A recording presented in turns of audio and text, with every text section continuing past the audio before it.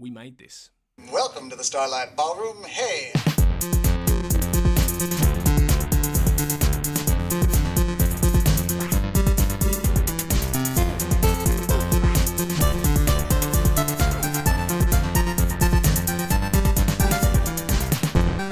Welcome to Shipwrecked Comatose. How may I help you? Hi, I'm Matt Latham, and you're listening to Shipwrecked Comatose on the We Made This network. As I said, I'm your host, Matt Latham. I am neither Kurt or Mark, which means this is a special about the Brittas Empire again, and I am kind of debating whether I'm glad to have my guest with me again, which is Mr. Tony Black. How are you, Tony? I'm okay, Matt Latham. I'm okay. I'm very well, thank you. No. What did we say, Tony? Tony, when you come on the podcast, smile and greet the listeners with... please. Smile and greet them. So try it again, Tony. Go on. Okay. Hello, Matt Latham. I'm so pleased to be here. Hello. You can't see me. I'm smiling broadly. So yeah, was that better? I'll take your word for it. Okay, thanks. But yes, this is the second in a series of specials where we're covering the Chris Barrie sitcom, The Brittas Empire. And this is talking about Series 2, which consisted of 7 episodes and aired from the 2nd of January to the 20th of February in 1992. And there was a bit of crossover with Series 5. In fact, by the time you listen to this, Series 5 would have ended, but this ended on the 20th of February 1992, Series Episode 7, whereas coincidentally, on the 20th of February 1992, Hollership aired. So this ended the day that Series 5 of Red Dwarf started. And naturally, Kurt and Mark have scheduled this to happen after Series 5. So, no comment. Yeah.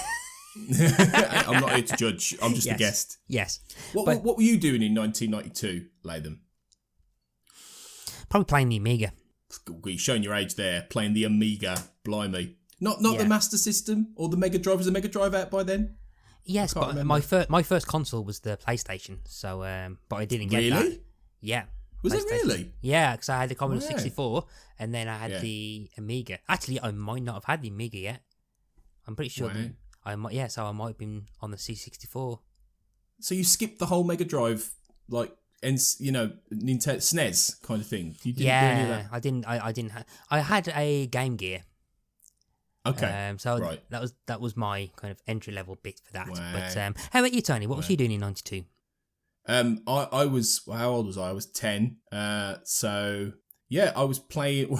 Somebody reminded me of this on Twitter recently. I was actually playing a lot of marbles, right? Because it was seriously, right? Because it was the early 90s and we used to play marbles because back then we didn't have the internet, so we couldn't do all the things kids do today, like engage with climate change, surf for porn, and do all those things simultaneously. No, we had to make do with marbles.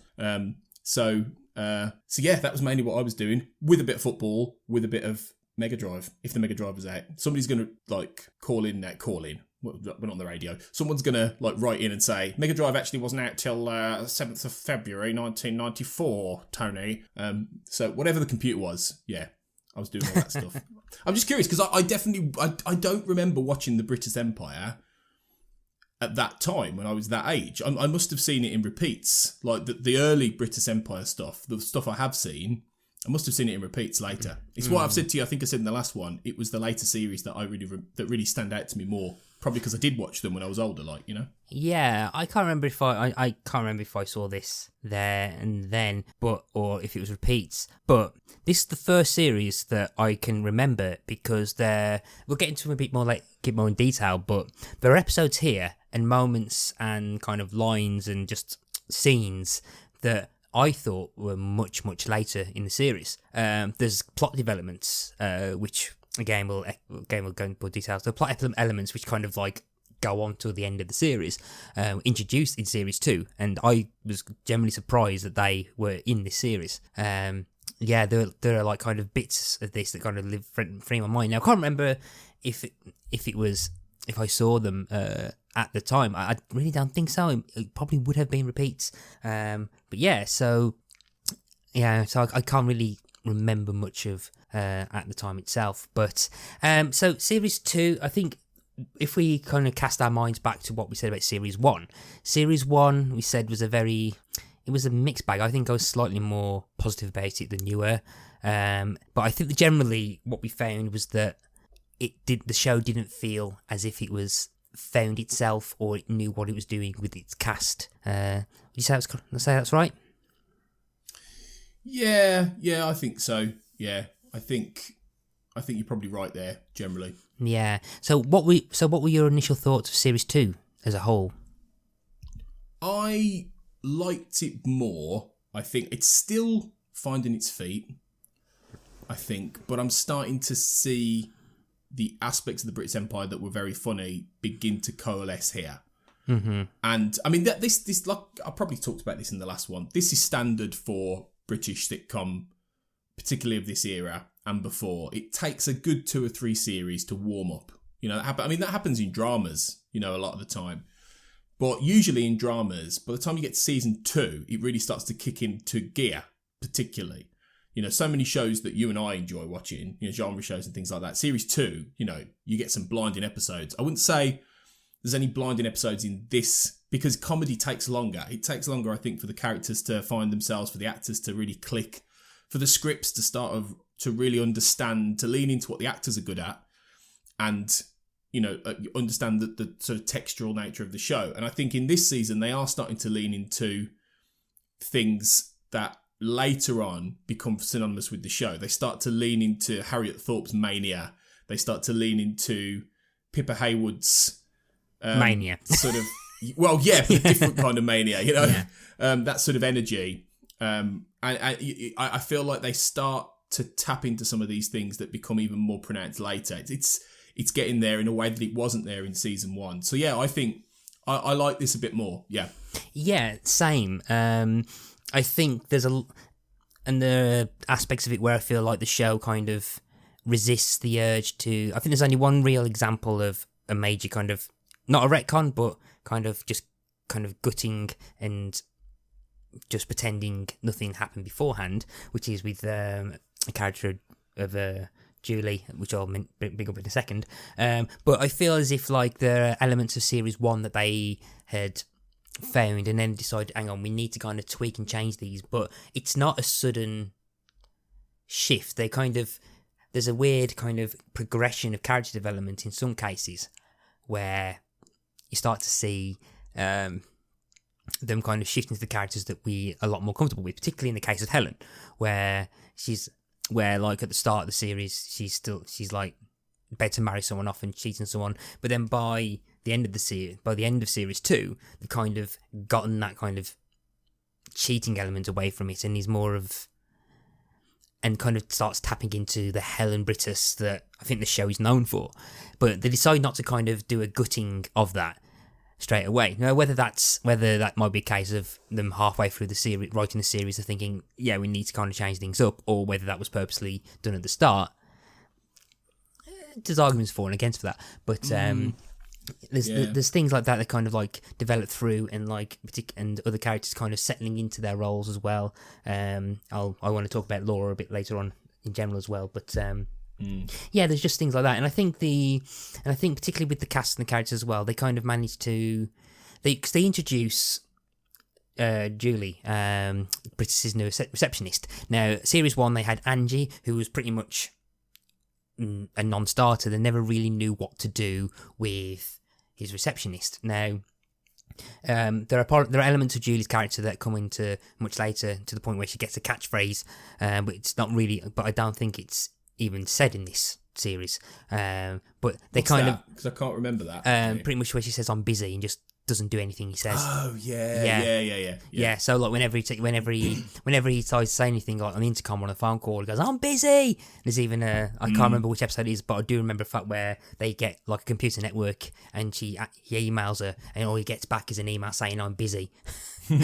But but she has much more of a character and a lot more involvement in the stories as well as a character than Angie did, and I think she has a kind of nice kind of like outspoken kind of, not antagonistic, but she's not afraid to speak, not afraid to stand up for herself, and it's a character, and it's a character that doesn't really. There wasn't a character like that in series 1. No. In that way, No. whereas I think they thought Laura might be that.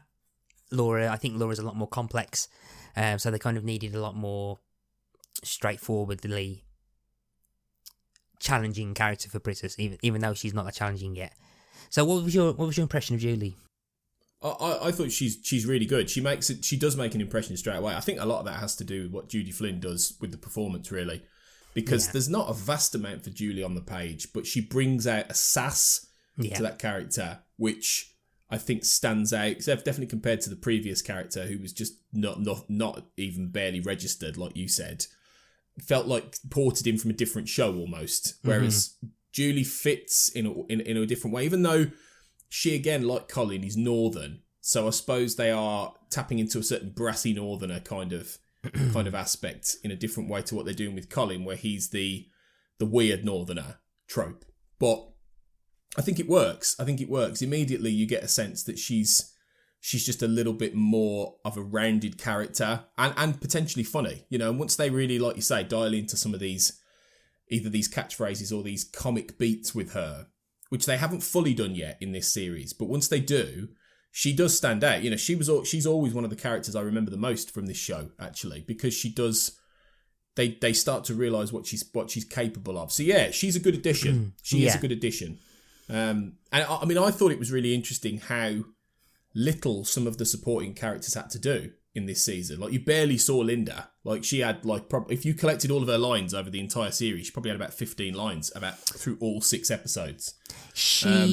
But then I think they use Linda a lot more for the character a lot better than they did in series 1. Series 1, she was like I think the sets had more dialogue than the character did. But there are a couple of instances where I think they managed to use her in a good role for comic effect.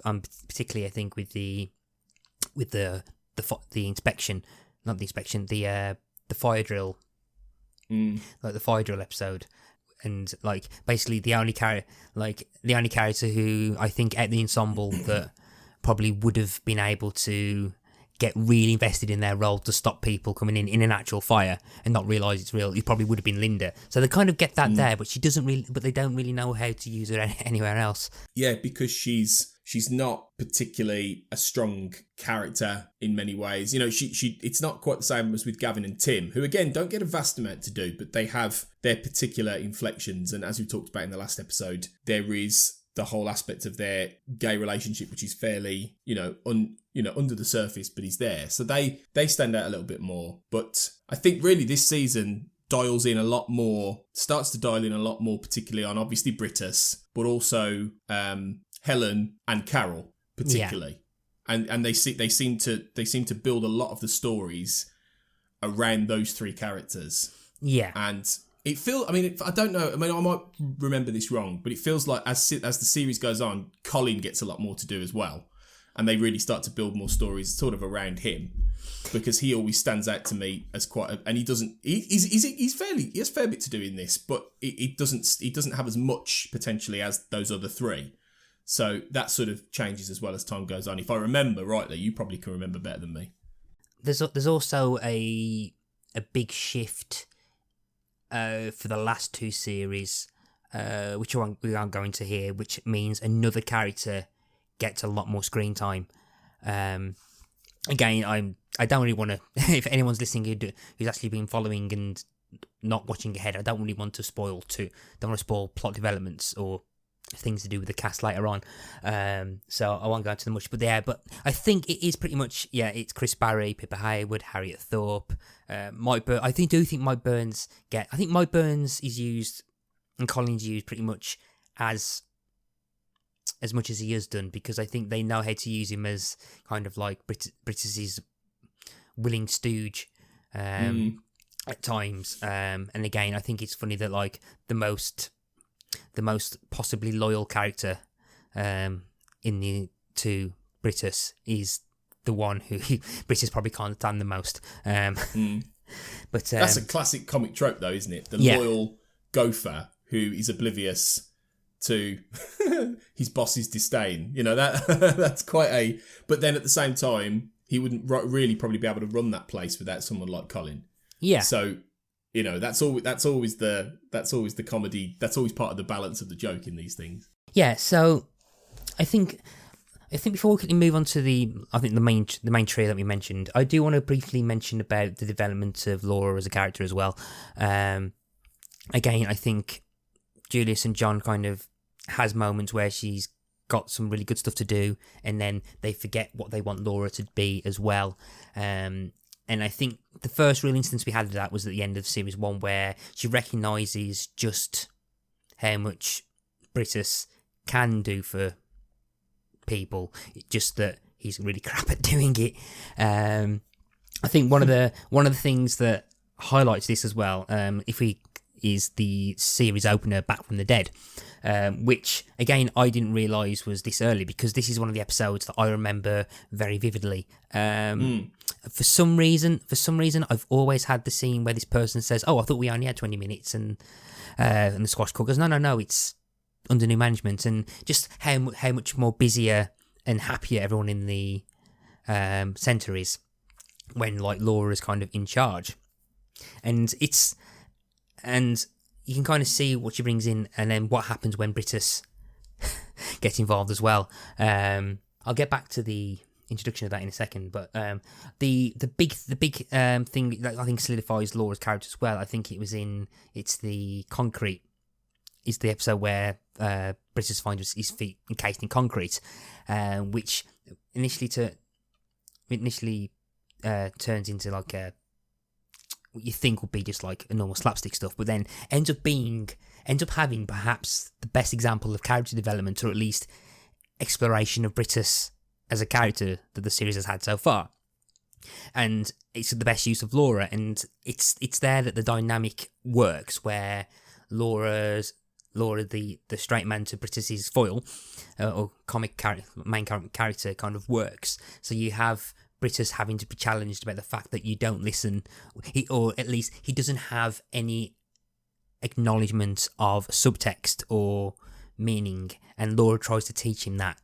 And there's probably examples of that kind of dynamic that you probably know a lot more about than you can give examples of. But that kind of really works, and it has that kind of really good scene where Laura tries to teach him that, and saying that if you did this, then what happened in the season premiere would probably could be your success type thing.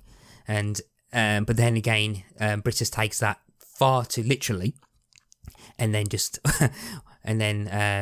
the joke being that when he kind of uses the tools when he uses that skill to kind of say, oh, people don't actually say what they actually mean, to kind of repair his relationship with his wife, he then kind of scuppers the chances to get his feet free. So yeah. So what did you feel about that scene and how the Laura Brittas relationship was? I think it's slightly different in that I maintain, like I said in the last one, that she's the Wilson to, Brittas's Mannering, if we go to a Dad's Army comparison. She's the support, and she's fairly straight in terms of character. She doesn't get a lot of funny lines, but she's the kind of character you can bounce a joke off and it will work because she has that solid base to her as a character. And, she's quite good at the deadpan as well. So I think she works well in that sense, in that she has a certain level of wisdom about her. She is the functional person. She's the person who in the right, like you said, in the first episode when she's running the place, it works fine. She's the one who should be running it. And you get that so often in these kind of things. The person who is clearly more capable, who he's always the person who's never quite running it. And the thing is, it's not that Brittas isn't capable, because he is, actually. And I think the most interesting episode is Mum and Dad, which is the one where his dad comes to the centre to help shift a piano or whatever, and his dad is a very working class Cockney tradesman, and through Laura you get loads of psychology about Brittas, because you learn that he is the way he is, this extremely fastidious, driven, difficult, kind of person, because his dad pushed him to be that, and really pushed him as a child to be more than he was. And which is quite an enlightened point of view for a very working class, tradesman guy who's worked in the same job for 40 years. And on the one hand, you might think it jars, but it actually doesn't, because Chris Barrie, he doesn't play Brittas as posh. That's the key thing. It could easily have been that he played this character as quite posh and imperious, or faux posh, like, say, John Cleese plays Basil Fawlty, because there's so many comparisons between these two shows. But to be fair, Basil Fawlty was never posh either. He was just pretending to be posh. I don't think Brittas is pretending to be posh. He likes to impress people with higher status and stature, but he's still fairly working class. And I think what he does, he's through his mindset, this ridiculously intense mindset, he pushes to be more than he is. And I think Laura sort of accentuates that with the fact that she is competent without having to be that. And that dichotomy is sort of clear in this season a little bit more. I don't want to delve too much on talking about the UK office again. Because we made the comparisons between Brent and Gordon Brittas, but I know that you've started watching the US version of The Office. How far are you in on that? Only about 7 episodes into season 2, so it's fairly early days. Right, okay. I can't remember which. Have you had the episode where Michael and Jan go to have a business lunch? Yeah, I've just watched that one. Actually. Right, okay. Yeah. So that's the last one I watched. So that's the episode because I've been waiting for you to get to that episode then, because that's the episode where you suddenly realise. That's the best one yet. It's also the episode where they suddenly figure out how to differentiate between Michael Scott and David Brent in that, you'll hear interviews and with Ricky Gervais and Stephen Merchant about this, where when they first talk about the chats they had with I've forgotten what his name is. I've forgotten not Mike Scher, the other one, Greg Daniels. Yeah, when they first had a chat and they say that you can't have what works in British culture work with American culture. You kind of have to have some kind of competence with Michael Scott. And that's the episode where you suddenly realise that the reason that Michael Scott got promoted was because he's actually a really good salesman, but a real crap boss. And I think now you got to that point, I think there are kind of comparisons that you could technically make between Michael Scott and Gordon Brittas than perhaps David Brent. I think David Brent, as you said before, has too few qualities, and it's a mystery of how people get to that point. Whereas Michael Scott, you can actually realise, he's someone who's done really, really well. If he's someone who does really well, let's put him into this position, but then realise that those girls... It's the failing up. It's the failing up thing you see in management so often. I mean, you work in a school, you will have seen this. I've certainly seen this. People fail up and you think, how on earth is that person in charge of this place or half in charge of this place? I'm pretty sure you've met senior leaders in your school or other schools. I certainly have. And I think, how the hell are you in this job? You are rubbish. But clearly, they were good at something beforehand. They were good at managing something else. But they can't do that job. So it's interesting that Brittas almost... Has he failed up? Has he? Or is it just that he could be good if he changed his management style? If he wasn't so driven to the point that he's so picky and finicky about everything that everyone avoids him or hates him or just thinks that he's the worst kind of boss to be around because everything has to be, and that's a similar thing to, if you use the Michael Scott comparison. I know the US office comes years after this, but there's definitely some inspiration in the UK office from Brittas, and that then feeds into the American office in a way. But if you look at that once Michael Scott's out the office, all they do is just prank around. They don't do any work. They just do lots of other things. Yeah. So in the Brittas Empire, it is one of those things that once Brittas is gone, they actually become a functional team. And that's the whole purpose of that first episode, I think, is to try and show this alternate world that could be without him there. And that the comedy and the joke of the Brittas Empire is that you have what could be a perfectly normal functioning place, but it's not, because you have this particularly accentuated example of extreme, driven corporate management in place who doesn't get the best out of his staff, and that's the joke. That is ultimately the joke. Yeah, I think with that as well. With Gordon Brittas, I think Gordon Brittas differentiating away from David Brent, and I think I brought this up last time, is that I think Gordon Brittas genuinely cares about people and his staff. Yeah, no, he does. He cares about the welfare. Yeah. David Brent doesn't. David Brent couldn't really give a shit. Unless he's self-obsessed. Yeah, completely. unless they Brittas isn't idolise like him. that. Whereas Brittas, I think, thinks he should be idolised. But then, Is it though? Is it about him? Is it more that he just thinks that everything that he suggests they do is for the good of the leisure centre and the good of the operation? I don't even think it's about him as much. I think it's more about the fact that if you do this way, we will have a much better position for the customers, and it will be. Whereas everyone else goes, no, just lay off. We don't need to do it like this. It could be much easier. But I think, yeah, I don't think he's a kind of weird where I don't think Brittas is selfish. He's not self-obsessed. So, for example, again, bringing up, I think the fire drill is one of my favourite episodes of this series where he gets interviewed, and one of the first things that Brittas does, and he does it on several episodes of this series actually, is that he doesn't take the credit, or at least he purposely makes sure that he wants to pay tribute to his team. And he several times, the episode with the inspector, he says to Laura that he's planning to fall on his sword because he doesn't want anyone to lose their jobs. He says on TV that he believes that the staff that he has, or the team that he has, is like first rate, and he has a massive passion for that staff, which again you will not get with Gordon Brittas. Michael Scott, definitely. With David Brent. David Brent, you will not get that with David Brent. David Brent would say that, or at least he'll frame it to say that he will frame it to think that it's because of him that people do well. Yeah.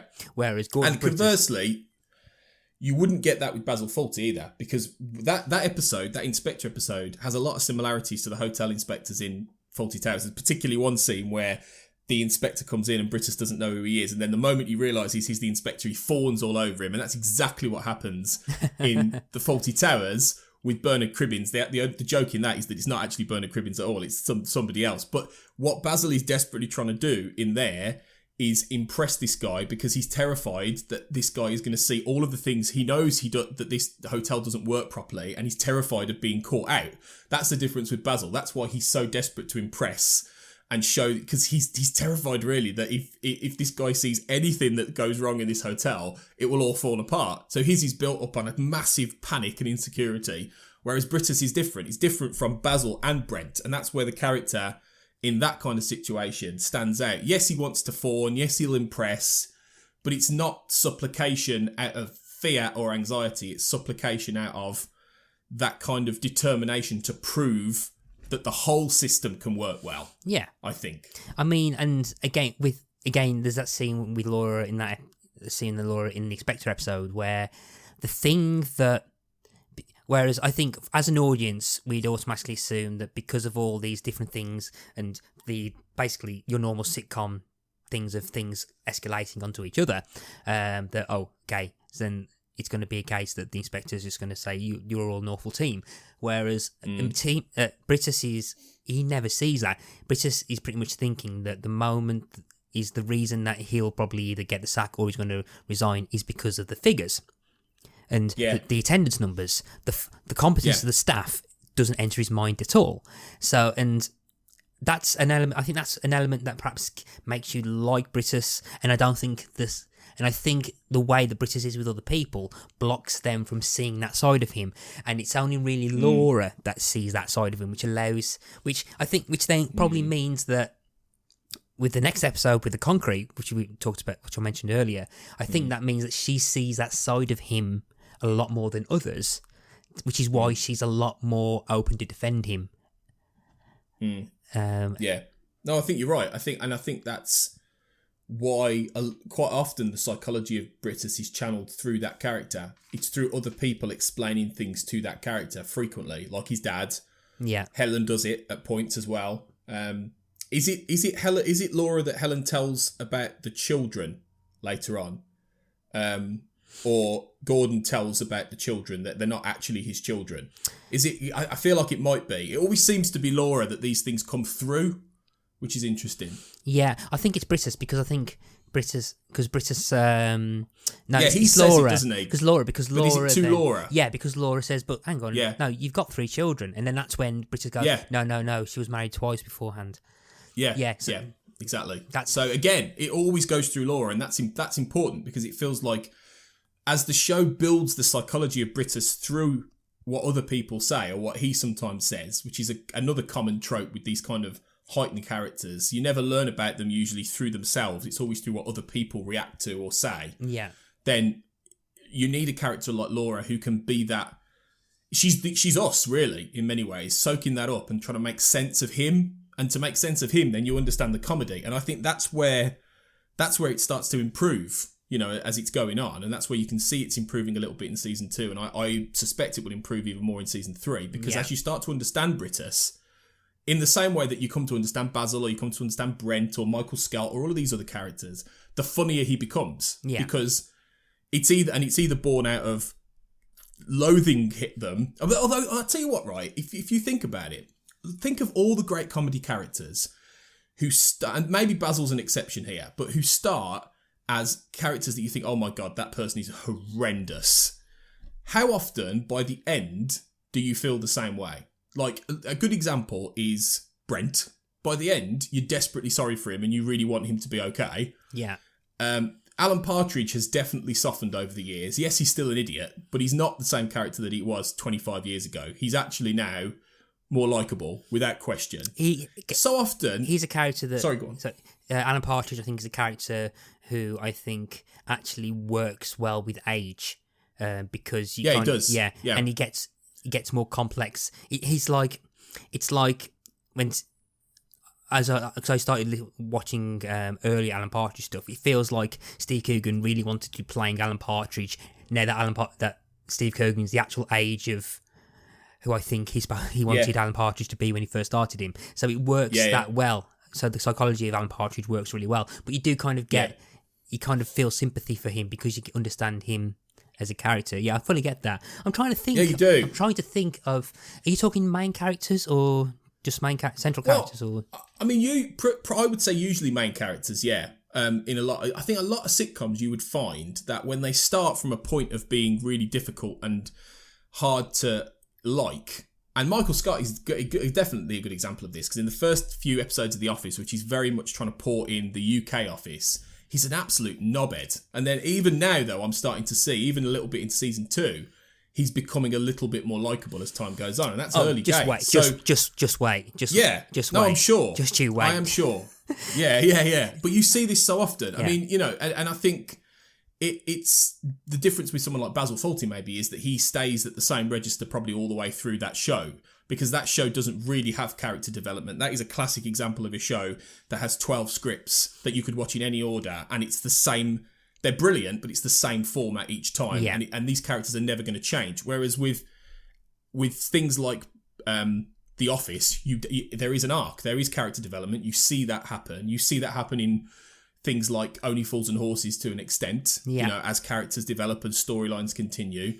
And I think with Brittas, it's getting that to that point. I think in a way, season 2 is similar to some of those other shows that are independent of character development because you could probably watch most of these roughly in whatever order you liked, I would argue. There isn't necessarily an arc, there isn't necessarily a story, but I think at the same time, I don't know if there is yet. I can see the beginnings of that. I don't really know if there is yet, but it's developing that way. I don't know. I personally feel, and this is what surprised me, there's elements of this that if you watched them out of order, they probably wouldn't make sense. You you would not be able to watch Set in Concrete before Inspector Calls. Purely because Inspector Calls is when you have Helen given the moped and And I think Set in Concrete feels like it's a two-part story because a lot. Actually, that's mentioned, isn't it? Yeah, in the next. Basically, yeah, that's true. Actually, the whole genesis of Laura's chat with Brittas, and teaching him to say, no, people do not say what they mean. You have to read inflection, which he still doesn't understand. Is basically the whole point. Is that you need to listen to your wife. Ask her if she likes the moped that you bought her last week, and if she says this, it means this. And then when he kind of uses those lessons, right, and then suddenly realises that Helen's about 600% happier in the space of a second because they say, we'll get a car instead, right? He reads that and like, bloody hell, this is amazing. But that's because of him kind of literally being literal in saying, she needs a vehicle. Now, the question I was going to bring up, I don't want to delve too much in because I'm not an expert on this at all. But I do wonder whether I don't know whether Brittas kind of can't register. Now I don't want to say Asperger's. Is it Asperger's or autistic? Or something along those lines. Now I don't know. ASD, yeah, or something like that. Like similar to perhaps even Sheldon from The Big Bang Theory, where if people know what I'm trying to say, would like to enlighten me on what I think I'm talking about, please feel free to let me in. But there's something where like people can't read subtext, and I don't know whether it's autism. I don't know whether it's Asperger's. I don't know the difference, so I can't really qualify to say. But I do feel like that perhaps there's elements of whether it's accidental, that there are parts of like Brittas where, because it's explicitly said that you can't actually read subtext, and it's happened a few times, and I do wonder whether that's accidental in that, or whether that might have been purposeful. I don't think it might be purposeful, but I do feel there's like an interesting thing that happens with that. I'd be surprised if it was intentional at that time. Like I feel like comedy characters weren't written, I don't think, with that kind of stuff in mind. I mean, because if you look at most main comedy characters that are particularly accentuated tropes, so many of them have mental health problems. Really, on deep down, you know whether it's diagnosed stuff like say an ASD or an Asperger's, or it's just the fact they are mentally ill. Clearly, in the real world, they would be mentally ill, and you'd be like, wow, these people need serious help. We laugh at them because we can see their otherness. We can see how extreme they are. And part of us laughs at these kind of people because we're glad we're not them. That's the honest truth about it. We're glad we're not Alan Partridge. We're glad we're not Basil Fawlty. We're glad we're not David Brent. And we laugh at them. And the best examples always make you almost feel bad about that sometimes. Even if it's flickers, you sometimes just feel bad that you're laughing at these characters because deep down they are really troubled. And I think with Brittas, it's not so much that he's a tragic character, because I don't really think he is a tragic character in the same way as some of those other examples, really. I think it's more that he does have some level of social functioning that doesn't exist. And he does have some level of awareness of his surroundings and people skills that just aren't there. And the irony is that he presents himself as this leader, this leisure centre manager, this leader of a team, this person who wants to create this really nice, pleasant space for people that's really happy and everything, but he completely misses so often how to do that because he doesn't have those social skills, and especially in the case of his marriage, you know, and that's why I think his marriage is so important to the show, because it shows both sides of it. The leisure centre shows the personal side, the professional side, and Helen shows the personal side about how he's not functional in either, and in fact his dedication to the leisure centre is to the detriment often of his marriage. And I thought it was really interesting that you only really now see Helen in this series in the leisure centre. I don't think there's any scenes of her, maybe by one or two, where they're at home, really. You get that compared to the previous series where most of Helen's scenes, I think, were outside of the leisure centre. In this one, she's in the office all the time. She's popping in.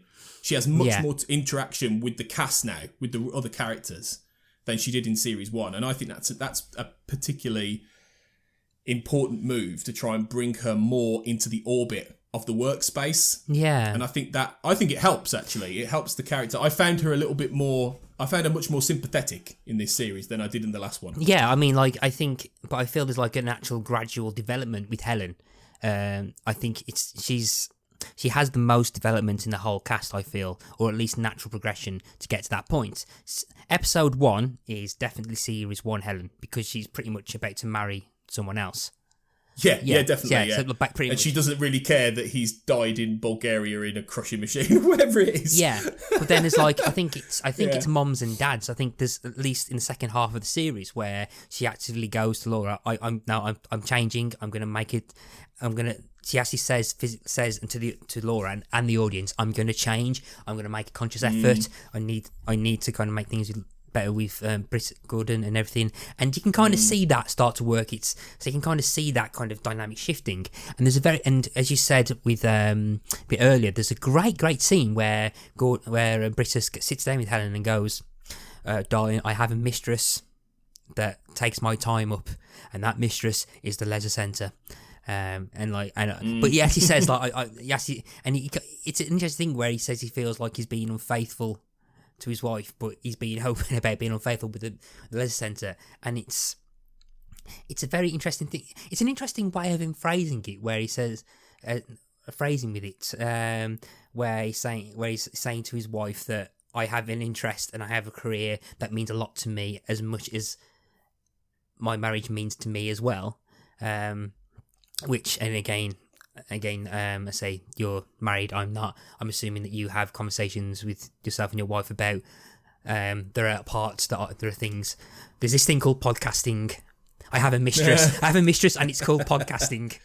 Well, mine is also writing and writing books and all kinds of things, and it's true. We have had points where my wife, who is, bless her, far more patient than she gives herself credit for with all the things I do that aren't about us. Yeah. But there have been points where she's gone, come on, Tone, maybe this is a bit much, and dial it back. And it's more than fair, because there are points where maybe I've tried to do 4 or 5 recordings in a week and she's gone, really? Is that not a bit much? So it is getting that balance right. And Brittas so often doesn't get that balance right, and he doesn't see it. And that the tragic character in this show is Helen, without question. You know, it's not Brittas. Whereas in a lot of other shows, it would be different. It would be the main character quite often, or it would be the 2 main characters. Like, for instance, Del Boy and Rodney are both tragic characters in different ways in the Only Fools and Horses. So, you know, it's really interesting how through you feel, I think you feel sorry for Helen without necessarily thinking Brittas is horrible, because he does love his wife and he does often want to be nice. He's nice to her. He's never horrible to her, really. He never really shouts at her. He belittles her, yes, but he doesn't do it out of malice necessarily. You know, he's just oblivious. Like when she gets nicely dressed up for the special sort of do for the pianist guy who comes in, and he just goes, "Oh, darling, you're going to put something on," and she spent all day getting looking beautiful. He said, "Oh, I thought you were going to dress up for this." That said that, and then she goes off crying, and you think, "What a shame!" Like, you know, But then again, though, because I rewatched that scene because I find that could be unnecessarily harsh. But then I think the way that scene's framed is actually the way he's stood. He's actually stood at a weird angle, which means, you know, there's that weird, because that notice board is right in the middle of the room, which I think is only purely there. I think for a set design, it's there, I think, to do for the Inspector Calls episode, to say a good notice board. I like a good notice board. Functionally, you'd have it on the wall because it's ridiculous in the middle of the room. But if you look at that scene again, he's actually stood behind. He stood behind the board. I don't think he can actually see her wearing that dress, which is how I read that scene. Well, that changes the complexion of the scene slightly then, if that's the case, because he's assuming she's not got dressed up. So what he's assuming is that Helen is just either lazy or hasn't really bothered, and he's putting his own assumption on her instead of actually looking at her. But again, that would make sense because he doesn't really take her in, does he? So often he doesn't really take in who she is and what she is, and that's one of the reasons why, on one level, you could forgive her philandering in the first series and a little bit in the second, because she needs that attention. She needs that feeling that someone loves her, that she's wanted, and she doesn't get that from him.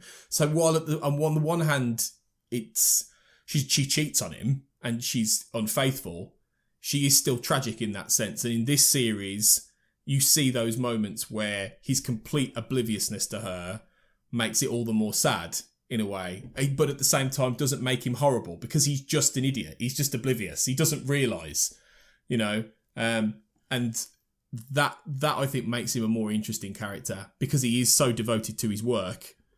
And that's something that you'll see in real life all the time, and that's the part of the comedy trope that's being accentuated as well. The man who is so devoted to his work, he doesn't see anything around him, and in this case, it's accentuated in the form of this well-meaning buffoon, essentially, which is what he is. Yeah, I think that's a nice kind of transition to talk about. I think it's time to talk about Carol.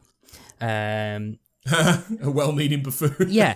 Well, no, I'm talking about Brittas because... Yeah, no, I know. Again, yeah. I think because Harriet Thorpe, he's pretty much gets a lot of good share. Now, there's a lot of things that happen with her on an episode basis, which is just completely funny and just digs into the mania. I mean, I will admit that I actually laughed my arse off during the first episode where she just starts attacking him with the crane because she mistakes the doll for the baby. Yeah. But then, yeah. So there's a great scene where I think, particularly during the where he thinks people are having sex in the thing, where he actually discovers that Carol's been living in the cupboard. So when we said earlier that people don't see that kind of side to him that Laura has, where he generally cares about his staff, but everyone else doesn't think that he cares at all. There's a bit where Carol says, "Well, I assumed you'd kick me out," and he goes, "Well, yes, I would have, but I'm not going to just throw you on the street. I would have given you money for a hotel. You could have stayed in the garage." But then I think it doesn't really assimilate that people think of him that way anyway. But it's a really good scene, and I think another scene which kind of highlights that he generally cares about his staff. It's just that he doesn't know how to show his staff that he actually cares until it's at that point. And it's a genuinely really good scene, and I think it sums up the character, and it matches with that. It matches with what happens with the inspection episode, the next episode, this inspection stuff, and it just works really, really well. But then it kind of just...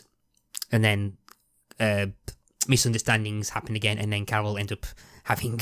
Harriet Thorpe has to, play Manic again, but which she does stupidly well. So, what was your general thoughts on Carol, particularly in that scene with what we mentioned before with Brittas? It was nice. It was an affirmation, like you said, that he does care.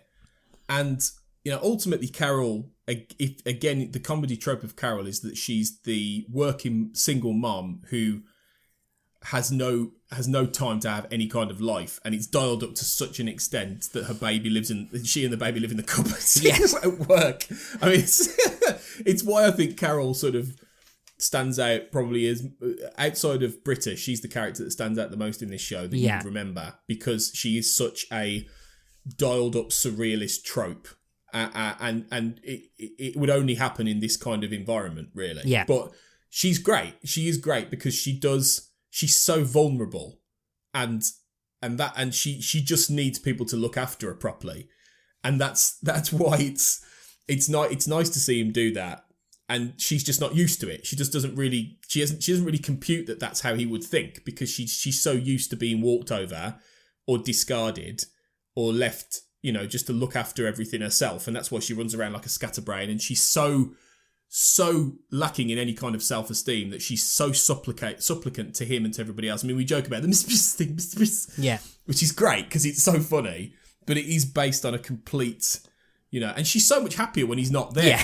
Yeah. She's so much happier in that first. She's more confident, because I think it's because she's used to a male figure in her life making her feel like she's not worth anything. And I think a lot of that goes back with Carol to maybe some deeper character subtext that would be in a backstory of that character, potentially. But in that scene, Brittas makes her feel like she is wanted. And I suppose that it's interesting. If there is an arc, if there is some sort of level of story arc, maybe that tracks to the revelation in the final episode that is really quite...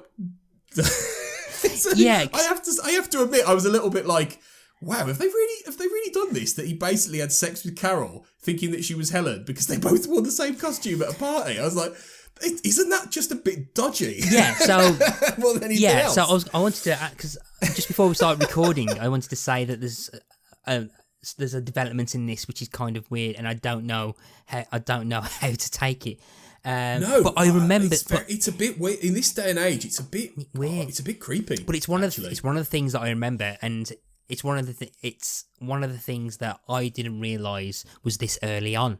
Because I remember Gordon being the father of the twins, because him being twins is actually echoed on, and it's not much of a spoiler, but I think we will meet Gordon's brother. I think definitely next series. Horatio, yeah. I think, wasn't it? Yeah, because that was mentioned, wasn't it? Yeah, Horatio. Yeah. So we do meet him. He's definitely in series 3. I think he's in series 4 as well. Right.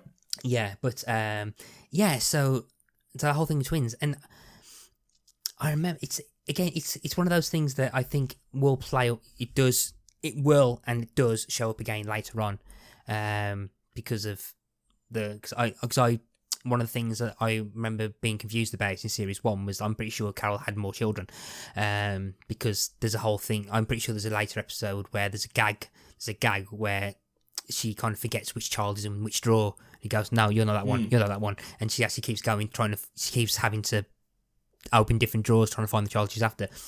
So that kind of fills that in as well. But it's a complex situation.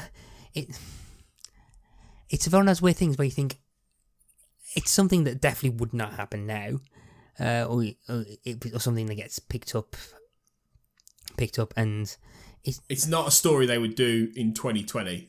Yeah, definitely not in any way. Yeah, and it's definitely not. I mean, so it's a, and again, there's a very, very strange, weird way they close the series where Helen tells him something. Now, it's not explicit what he gets told. I choose to believe that she actually didn't tell him that he's the father of Carol's children, or twins, but I think she says that she's pregnant herself, and I think that's why Brittas comes in and starts smiling.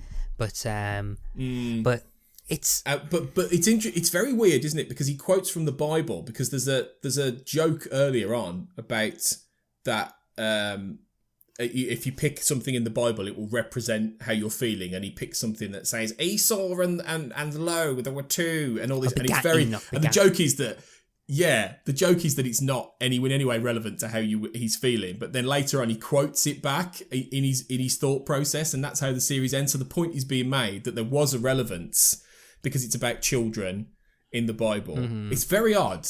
It's odd. It's quite profound, actually, in a way. It's odd for a comedy series to end on a note like that. You know, but it's not that Brittas Empire is religious in any way. It's not that, but it's making the point that there are almost other forces at work, and that, I suppose that taps into the strangeness that really becomes more apparent as the show goes on. And again, there's not a vast amount of surrealism in this series. I mean, I think the closest you get is the idea that Brittas is dead and then he comes back from the dead. Although that's a religious thing, isn't it? That's a religious metaphor. You know, he actually comes back from the dead, doesn't he? I mean, that's the first episode title, Back from the Dead. And so, is there a little bit of a weird religious subtext going on here? Does that make Carol Mary Magdalene? Like, you know, that's not. It's basically his mistaken identity for the first one. So he's not actually dead. It's someone who mugged him. No, I know, I get that, but in theory, it could be seen as being a resurrection, couldn't it? That he went away, he died, quote unquote, and he came back from the dead, almost like renewed. So if you looked at it from a metaphorical perspective, I'm not talking a literal perspective, but a metaphorical thing, you could almost track a weird religious subtext to this whole series in a strange way, which I'd never really thought of until I'm saying it. If anyone has any kind of opinions that they want to share in terms of some of those plot developments later on, I'd be very interested to see them, because it's one of those weird things that happen, particularly with the New Year stuff. Again, I didn't realise it was that head. And I think we're gearing up to the end of our conversation now. But so this is more or less just random observations I quickly want to say, that I want to bring up. And if you got any that you want to quickly bring up, feel free to bring them. One of the things I think, there's quite a few kind of good sight gags and kind of like, if not slapstick, just kind of like good physical comedy in a few places I generally laughed at.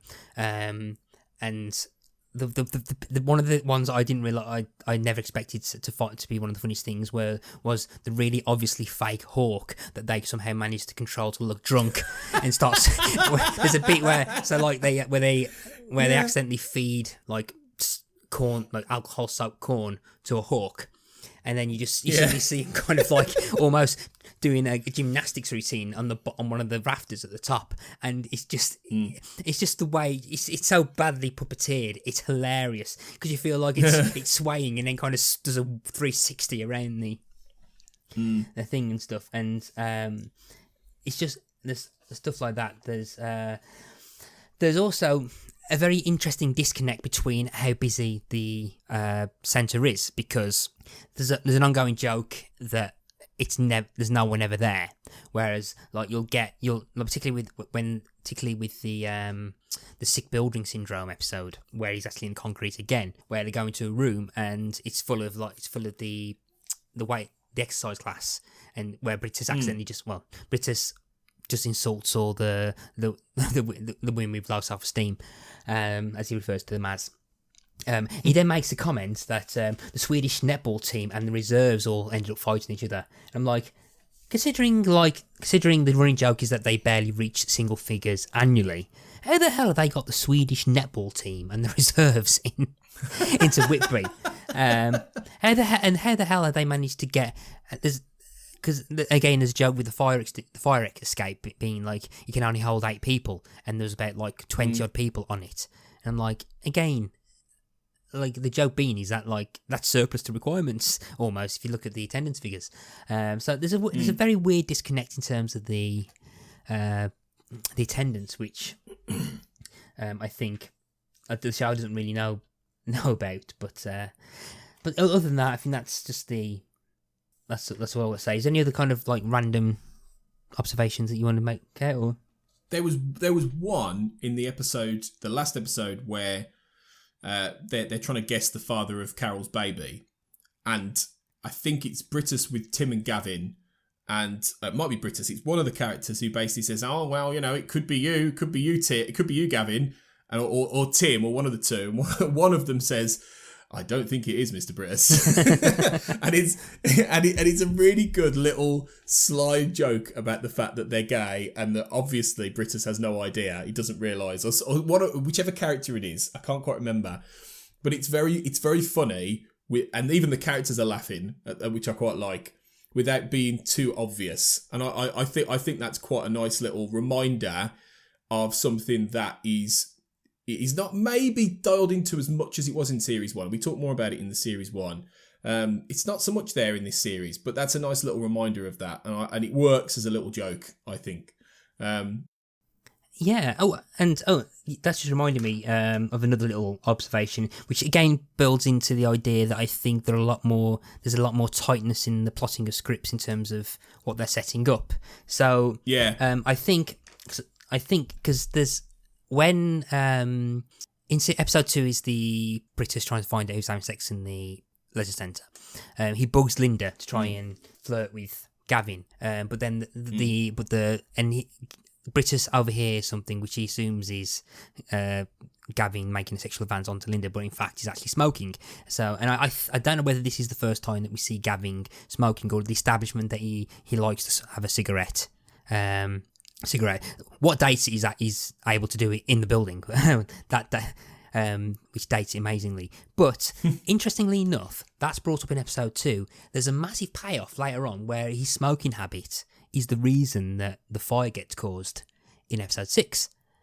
So okay. Basically, because he says, I have a thing where I have a cigarette to calm down, and she starts smoking in the office, but then hides it in the bag the bag that Carol had, and that causes it. And I think that kind of trait's actually very well set up in episode 2, in that it's something that's not forgotten, whereas where like you have this thing particularly with like episodic comedy where you'll have something that's introduced in an episode and never ever referenced again. For example, referencing the X-Cast, there's a kind of ongoing joke that you've made that the character of Fox Mulder has a massive fear of fire. for an episode in series 1, and he's never ever brought up again. Here, I think you have this thing where it's like, oh, suddenly Gavin's into cigarettes, and like it's never brought up again until episode 6, where he actually ends up being a key part of the events that set up the fire, which set up below a lot of stuff that happens at the end of the episode. And I think I was looking at it, I was like, oh, okay, that's quite interesting, because I only realised that because I made a note about the misunderstanding of the cigarettes, and then when it came back again in episode 6, I was like, oh, okay, this was quite interesting. I didn't realise that. Again, that's one of those things that I think was definitely must have been either set up, or at least if they had it, or they was trying to think, how do we start the fire? And like, oh, hang on, we said that Gavin has a cigarette, and I quite like how that was set up.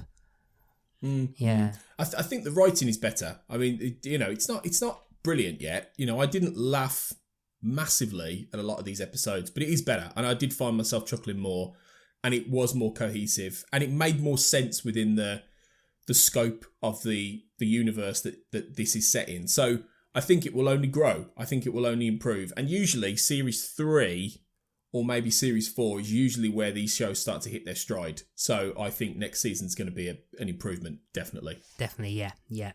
And I think with that, I think we've been talking for an hour, and I think it's time to... That's more than enough for you and I, yes. Isn't it, to talk? Yeah. I think we don't want to foist anything else on people now. Yes, else we'll just start insulting each other, and again, as always. Again. You knob. Yeah. Dickhead. But yes. Yeah. Smeghead. Yes. To get a Red Dwarf reference in there, because this is technically a Red Dwarf podcast, yes. apparently. Oh, yeah, apparently, yes. Apparently. But again, Tony, I want to say thank you ever so much for coming on to talk about Series 2 of the Brittas Empire, and I'm looking forward to talking about Series 3 during for the next wave of specials. So if people have somehow enjoyed your presence and want to listen to you talk on... I love how you say that. I love how you say that like it's practically impossible. If somehow they've enjoyed you being on this. Yes. Where can people find you? If somehow you want to listen to more of me, you can mainly check me out on Twitter at AJ Blackwriter. You'll find links to all the other podcasts I do on We Made This at WMT_network, and my own writing and books and things on my website, thetruthisinhere.co.uk. So you can find all what I'm doing on there. Yes, and I think at this point we may, as we mentioned in previous episode, you have been watching. Is that aired at this point? It will have done. Yeah, good point. Okay. Yes, that's my comedy British sitcoms podcast with Rob Turnbull, in which we're going deep in a similar way to what we're doing here with Brittas Empire, to be fair, which is just launched with a hour and a half discussion on Fawlty Towers. So that should be fun. We're doing various different things. We're doing the UK office. We're going to do even more obscure stuff like Alexei Sayle's little-known historical comedy Paris. So we're going all over the map. So it should be fun. It's going to be coming out every few weeks, hopefully. We don't always get lots of recording windows, but when we get them, we're going to take them. So if you're into this kind of stuff, look up You Have Been Watching on the We Made This podcast network. Yeah, and you can find me on Twitter /Instagram/Facebook or whatever under Pick a Disc. You can find also me on XandMatt on Twitter, and as always, I will occasionally pop up on the main episodes of Shipwrecked Comatose, where we talk about this show called Red Dwarf, which I don't think I've ever heard of, but it sounds interesting. So, so I think with that, I'm going to say, Tony, thank you ever so much for coming on to the podcast again. I look forward to seeing Series 3 soon. And for everyone else, I just want to say thank you. You've all been excellent.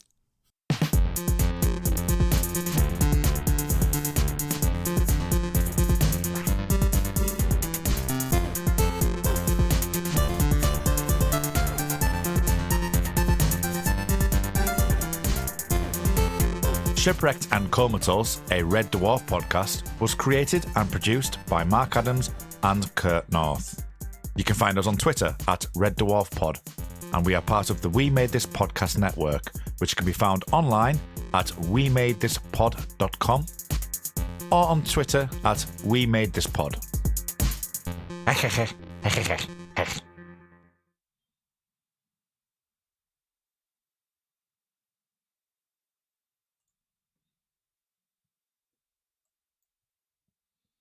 Hello everyone, this is Tony, Network Chief of We Made This. As you know, our podcast network brings together a brilliant assortment of talent who talk about all kinds of pop culture content, such as the episode you just listened to, or maybe you're just about to listen to. We're not going anywhere, but we'd love to keep the lights on for even longer if you're able to support our network on Patreon. For just £2 a month, you get your name in lights and the satisfaction of knowing you're helping us produce more great audio. And for £3 a month, you'll get your name in lights, but you'll also get access to an exclusive bi-monthly podcast from the We Made This talent pool on podcasting, pop culture, and, well, you tell us. We'll take your suggestions. For less than the price of a coffee per month, you can help keep We Made This going. Just head to patreon.com/We Made This. That's patreon.com/We Made This. And get the ball rolling. Now, back to your scheduled programming. Elsewhere on We Made This. Cerebral Jukebox. She was like, okay, do you want to play spin the bottle with me? Now, as a 13-year-old, I was probably one of the most nervous wrecks on the face of the planet. I was like, well, I can't just play. I'm not playing with everyone says. I was like, oh no, can we play spin the bottle? I'm like, yeah, but that would just be, oh, Jesus wants to kiss her. So that's what happened.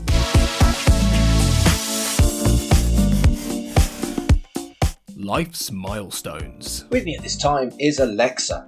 Alexa, hello. Hi there. So, my first ever electronic guest here on Life's Milestones. Alexa, how old are you? I'm as old as my tongue, and a little older than my teeth. Or I would be if I had any. Sorry, I'm being silly. What do you expect from a 5-year-old? Thanks for being interested in me. Here's another fun thing. Try asking me to sing you a silly song.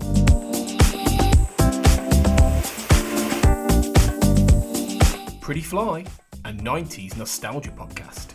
In the modern day, the harmonica, it's a sophisticated instrument of class and distinction. Yeah, it's right up there with the harpers chord and the cathedral organ. Did you just say the harpers chord? Yes. I mean the harpsichord. I do mean the harpsichord. Thank you for that. Hang on a minute. Did this guy just say harpers chord? I did. Oh, who's sophisticated now? Check out all of these shows and more on the We Made This podcast network.